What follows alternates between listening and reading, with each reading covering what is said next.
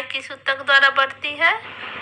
तो पौधे की लंबाई शीर्षस्थ विभवज्योतक द्वारा बढ़ती है। ऊतक दो प्रकार के होते हैं। एक ऊतक होते हैं जिसमें विभाजन होती है और एक ऊतक ऐसा होता है जो कि अस्थायी होता है। जिस ऊतक में विभाजन होती है उसे विभवज्योतकी ऊतक कहते हैं और जिस ऊतक में कोई वृद्धि नहीं होता है उसे हम अस्थायी ऊतक कहते हैं। तो विभवज्योतकी ऊतक जो है वो तीन प्रकार के होते हैं। एक शीर्षस्थ, एक पार्श्वस्थ, एक अंतर्वेशी। शीर्षस्थ विभवज्योतकी ऊतक जो है वो तने एवं जड़ के शीर्ष भाग में पाए जाते हैं। कहाँ पाए जाते हैं? तने एवं जड़ के तने में पाया जाता है और एवं जड़ के शीर्ष भाग में पाया जाता है तथा यह लंबाई में वृद्धि करता है। ये क्या करता है? लंबाई में वृद्धि करता है। इसलिए जब पूछे पौधे की लंबाई किस ऊतक द्वारा बढ़ती है तो शीर्षस्थ विभवज्योतकी ऊतक द्वारा। अब है कि मृदु ऊतक एक प्रकार का कैसा ऊतक है? तो मृदु ऊतक एक प्रकार का सरल ऊतक है। कैसा ऊतक है? सरल ऊतक। देखिए ऊतक दो प्रकार के होते हैं। एक होते हैं अस्थाई, एक होता है विभवज्योतकी। पर सरल ऊतक जो होते हैं, अस्थायी ऊतक जो होते हैं दो प्रकार के होते हैं। एक होते हैं सरल, एक होते हैं जटिल। सरल ऊतक तीन प्रकार के होते हैं। एक मृदु ऊतक, दूसरा स्थूल कोण ऊतक, तीसरा दीर्घ ऊतक। तो मृदु ऊतक एक प्रकार का सरल ऊतक है।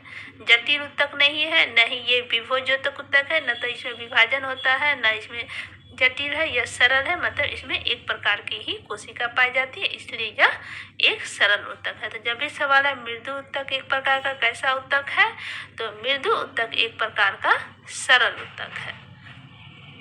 अब है जीवित कोशिका कहाँ पाई जाती है? तो जीवित कोशिका मृदु ऊतक और स्थूल कोण ऊतक में पाई जाती है। जैसे सरल ऊतक जो होता है ना, अस्थायी ऊतक दो प्रकार के होते हैं, एक सरल एक जटिल। तो सरल अस्थायी ऊतक जो होते हैं वो तीन प्रकार के होते हैं। एक मृदु ऊतक, दूसरा स्थूल कोण ऊतक और तीसरा दृढ़ ऊतक।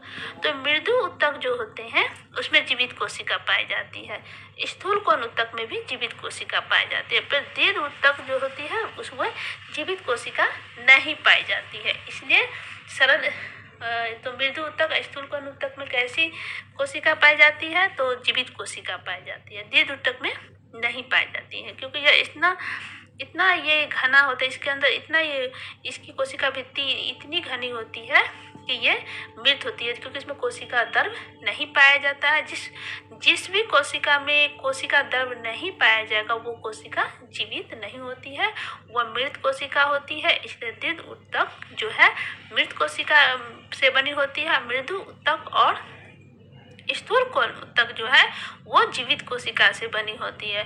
तो जब भी सवाल आए जीवित कोशिका पाई जाती है तो मृदु ऊतक में और स्थूल कोण ऊतक में। अब है विभाजन की क्षमता किसमें होती है? ऐसा कौन सा ऊतक है जिसमें विभाजन होता है? तो विभाजन की क्षमता विभवज्योतक कोशिका में होती है। ऐसी कोशिका, ऐसी सेल जिसमें विभाजन होते रहती है उसे विभवज्योतक कोशिका कहते हैं। मतलब ऐसी कोशिका जिसमें विभाजन होते रहे। पर जो अस्थायी कोशिका होती है उसमें विभाजन नहीं होती है।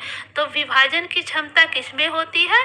तो विभवज्योतकी कोशिका में। अब है कि किन कोशिका की भित्ति लिग्निन के कारण मोटी हो जाती है, वो तो हम बताए ही थे। दृढ़ ऊतक में दृढ़ ऊतक की जो सेल है, ऊतक जो होती है वो कोशिकाओं का समूह होता है और ये दृढ़ ऊतक जो है इसमें जितने भी सेल हैं उनकी जो कोशिका भित्ति है वो लिग्निन के कारण इतनी मोटी हो जाती है कि उसमें कोशिका द्रव नहीं पाई जाती है, इसलिए यह मृत होती है। ऐसे दृढ़ ऊतक की कोशिका जो होती है वह मृत कोशिका होती है। और जब सवाल है किन कोशिका की भित्ति लिग्निन के कारण मोटी हो जाती है तो वो होगा आंसर दृढ़ ऊतक की। दृढ़ ऊतक की जो सेल है, दृढ़ ऊतक जिस सेल से बनी है उसकी जो भित्ति है वो लिग्निन के कारण मोटी हो जाती है। अब छठा क्वेश्चन है कि गैसों का विनिमय किसके द्वारा संपन्न होता है, तो वो है स्टोमाटा के द्वारा। स्टोमाटा के द्वारा गैसों का विनिमय संपन्न होता है। अब 7वां क्वेश्चन है, सुवेरिन नामक कार्बनिक पदार्थ जमा रहता है, तो वो है कॉर्क कोशिका में। सुवेरिन नामक कार्बनिक पदार्थ जमा होने के कारण इसकी भित्ति से जल एवं गैस नहीं आ जा सकता है, इसलिए इन कोशिकाओं में जीवद्रव्य नहीं पाई जाती है। तो कॉर्क कोशिका में जीवद्रव्य नहीं पाई जाती है। कॉर्क कोशिका का कार्य रक्षा करना होता है, यह हल्का होता है एवं जल्द इसमें आग नहीं लगता। कॉर्क कोशिका में जल्द आग नहीं लगता है, इसलिए इसे बोतल का कॉर्क एवं खेल का सामान बनाने में इस्तेमाल किया जाता है। कॉर्क एक अच्छा विद्युत रोधी एवं उष्मा रोधी भी है।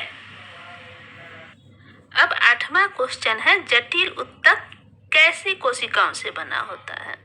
तो बताए थे ना, अस्थायी ऊतक 2 प्रकार के होते हैं, एक सरल एक जटिल।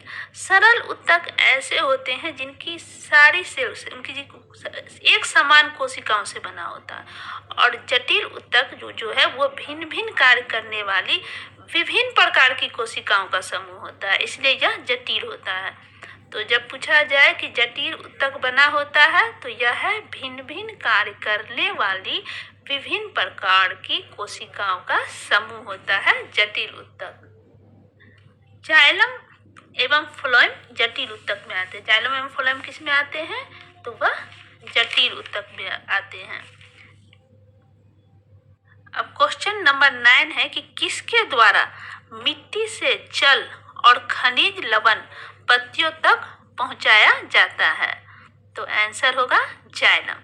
किसके द्वारा मिट्टी से जल और खनिज लवण पत्तियों तक पहुंचाया जाता है, तो जाइलम के द्वारा। अब 10वां नंबर क्वेश्चन है, चालनी नालिका बनाने में भाग लेता है, तो फ्लोएम। कौन भाग लेता है, तो फ्लोएम भाग लेता है।